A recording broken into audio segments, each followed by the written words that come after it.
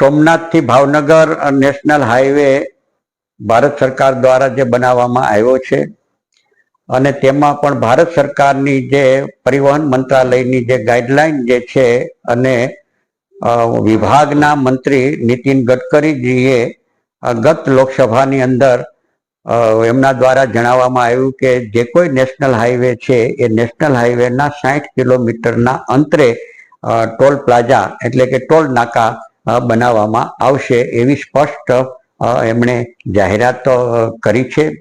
પરંતુ આ જાહેરાતનો ભારત સરકારના વિભાગના મંત્રી દ્વારા કરવામાં આવેલી જાહેરાત એનો અર્થ એ થાય છે કે પરિવહન મંત્રાલયની ગાઈડલાઈન છે કે નેશનલ હાઈવે સમગ્ર દેશમાં જ્યાં બનાવવામાં આવે ત્યાં 60 કિલોમીટરના અંતરે ટોલ નાકા બનાવવા.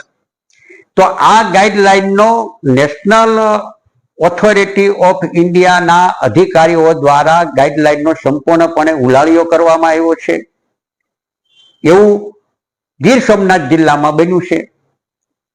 કઈ રીતે કે ઉનાથી સોમનાથ જતા વેળવા ખાતે કોડીનાર તાલુકાના વેળવા ખાતે ટોલ નાકું બનાવવામાં આવ્યું છે.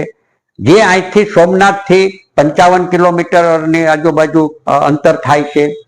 સોમનાથથી ઉના આવીએ તો સુંદરપરા ગામ પાસે ટોલ નાકું બનાવવામાં આવ્યું છે જે સોમનાથથી લગભગ 15 કિલોમીટર આશરે થાય છે.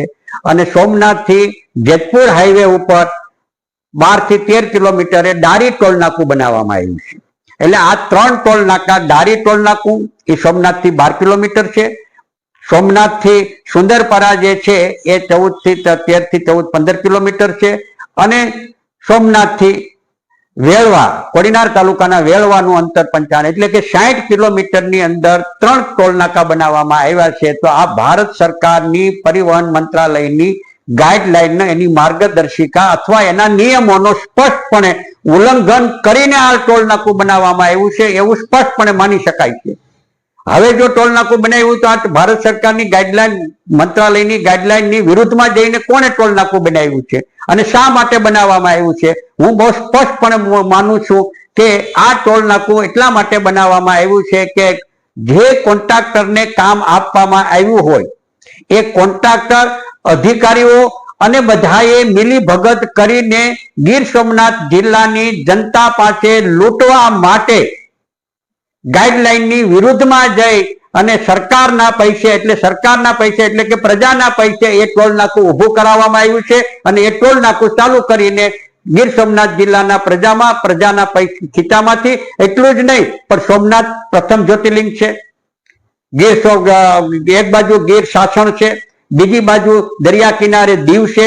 તો આખા રાજ્યમાંથી અને સમગ્ર દેશમાંથી પ્રવાસનના ટુરિસ્ટો પણ આ જિલ્લામાં વ્યાપક પ્રમાણમાં આવે છે. એટલે સમગ્ર દેશના લોકોને, જે ટુરિસ્ટ અને પ્રવાસીઓ જે આવશે એની પાસેથી પણ લૂંટવાનું કામ આ ટોલ નાકા દ્વારા થશે. અને એટલા માટે મારી પાસે આ વિગતો આવતા મને ખ્યાલ આવતા મેં ભારત સરકારના પરિવહન મંત્રાલયના વિભાગના મંત્રી નીતિન ગડકરીજીને પત્ર લખ્યો છે, રાજ્યના મુખ્યમંત્રીને પત્ર લખ્યો છે, અને એમાં બહુ સ્પષ્ટપણે કીધું છે કે આ 60 કિલોમીટરમાં તમારી ગાઈડલાઈન, તમે આપેલી વાત, હવે જો એમણે કરેલી વાત જો સાચી હોય તો ત્યાં અધિકારીઓ દ્વારા કર્યું છે, અને કાં અધિકારીઓ જો સાચા હોય તો નીતિન ગડકરીજી છે એ જ જૂઠા હોય. પણ હું બહુ સ્પષ્ટ માનું કે મંત્રીશ્રી જૂઠા ન હોઈ શકે, કારણ કે વિભાગનું મંત્રાલય સંભાળતા હોય તો એ તો ગાઈડલાઈન ની ખ્યાલ જ હોય, અને પોતે જ ગાઈડલાઈન માની લો કે એને અમલ કરાવવાનો હોય તો પોતે જ સંસદમાં જાહેરાત કરી છે.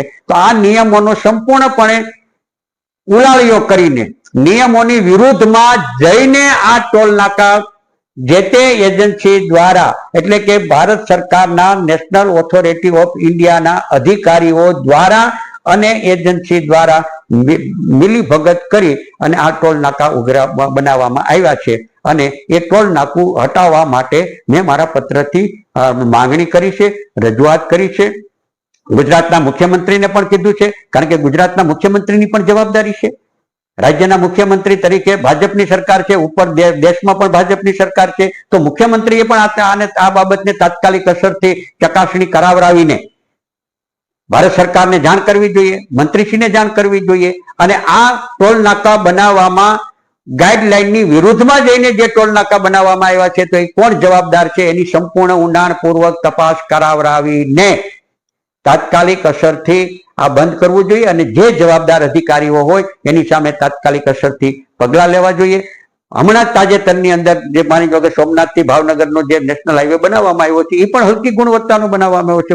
લગભગ મોટી જગ્યાએ રોડ છે એ સિમેન્ટ રોડ છે એ રસ્તામાંથી ફાટી ગયા છે, અંદર હાથ વયા જાય એટલો ઓલામાં આવી જાય છે.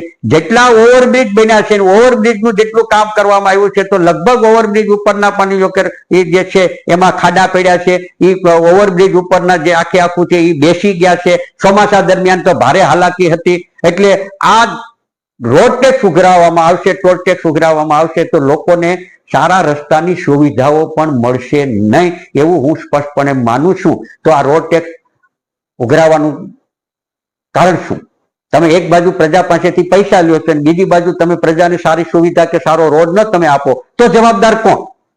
આખી સોમનાથ થી લઈને ભાવનગર સુધી તપાસ કરવામાં આવે તો રોડ જે છે મોટે ભાગે ખરાબ થઈ ગયા, હજી કામ હજી મોટા ભાગે પૂર્ણ નથી થયા, કામ હજી અધૂરા છે.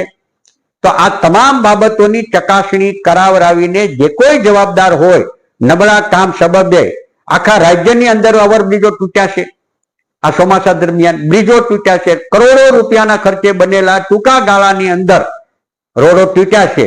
એક સારા નેતા આવે, હમણાં તાજેતરની અંદર 2 દિવસ અમદાવાદમાં 3 દિવસ ગુજરાતની મુલાકાતે દેશના વડાપ્રધાન આવી રહ્યા છે. તો વડાપ્રધાન જે રસ્તેથી પસાર થવાના છે એ રસ્તા છે અત્યારે તાત્કાલિક અસરથી ગુજરાત સરકાર દ્વારા એના ખાડા બાડા જે કાંઈ હોય એ બરાબર વ્યવસ્થિત રીતે પૂરી દેવામાં આવ્યા છે. અને બીજી બાકીના સમગ્ર રાજ્યની અંદર જે રસ્તાઓની હાલત છે, જે રોડની હાલત છે, સમગ્ર ગુજરાતમાં સમગ્ર સૌરાષ્ટ્રની અંદર મોટા ભાગના રોડો જે છે એ ખાડાવાળા થઈ ગયા છે, વાહન ચલાવવા મુશ્કેલ છે. આ પ્રકારની પરિસ્થિતિ નું સર્જન થયું છે અને એ સર્જન થવાના પાયામાં જે કાંઈ હોય તો એ ભ્રષ્ટાચાર છે. અને એ ભ્રષ્ટાચારમાં પણ રાજ્ય સરકારની અને એજન્સીની સંપૂર્ણપણે ભાગીદારીથી આ કામો ચાલતા હોય અને કરાવવામાં આવતા હોય તેના કારણે રાજ્યની 6.5 કરોડની જનતા આ સ્થિતિ સમસ્યાઓ અનુભવે છે કે હેરાન થાય છે અથવા પરેશાન થાય છે. રામ રાજ્યની નામે વાત થાય છે, પ્રજા સુખીની વાત થાય છે, પ્રજાની હાલત જે છે એ આપણે સૌ સારી રીતે જાણીએ છીએ. ત્યારે આ જે સોમનાથ ભાવનગર હાઈવે ઉપરની જે સ્થિતિ જે છે એની તાત્કાલિક અસરથી ચકાસણી કરાવરાવી અને જ્યાં ટેકનિકલ ખામીઓ જે છે એનો તાત્કાલિક અસરથી સુધારો કરવામાં આવે. મેં અગાઉ પણ ઉનાની અંદરથી રસ્તો જે પસાર થાય છે, કંસારી આપણે ઉનાથી તુલસીશ્યામ રોડ સ્ટેટનો રસ્તો છે, ત્યાં માની લો કે સર્કલ મૂકવામાં નથી આવ્યું. ત્યાર પછી આગળ જતા નાઠેજ પાસે સુલતાનપુર જવા માટેનું થાય, ત્યાં અકસ્માતો વારંવાર થાય છે. ત્યાંથી આગળ જતા કાણેક બરડાથી લઈને આપણે ગરાળના વડે જે જઈએ છીએ સિમ્બર મોટા દુધાળા રાજપડા રોડ ઉપર નું જે છે ત્યાં સર્કલ વાળું નથી. ત્યાંથી આગળ જતા ડાંગણા ગામ પાસે સનખડાથી જાય. હું ધારાસભ્ય હતો ત્યારે પણ રજૂઆતો કરી હતી અને એ રજૂઆતો કર્યા પછી આજની તારીખે પણ હજી એમાં જે યોગ્ય એનો ઉકેલ આવવો જોઈએ, એનું સમસ્યાનું સમાધાન થવું જોઈએ, એ સમાધાનો નેશનલ ઓથોરિટી ઓફ ઇન્ડિયા દ્વારા કરવામાં આવતા નથી. આવી તેને લોકો એનાથી શું કહેવાય ઉકળાટ અનુભવે છે, પરેશાન થઈ રહ્યા છે.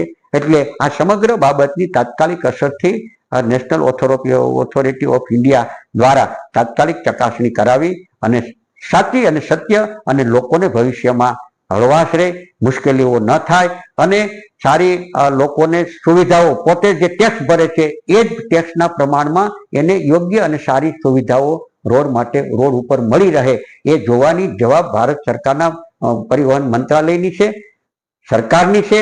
એ જવાબદેહી નિભાવે અને આ સમગ્ર કિસ્સાની અંદર આ 60 કિલોમીટરના અંતરમાં 3 ટોલ નાકા બનાવવા માટેની કોણ જવાબદાર છે એની ઊંડાણપૂર્વક તપાસ કરાવીને જવાબદારો સામે તાત્કાલિક અસરથી પગલાઓ લેવામાં આવે.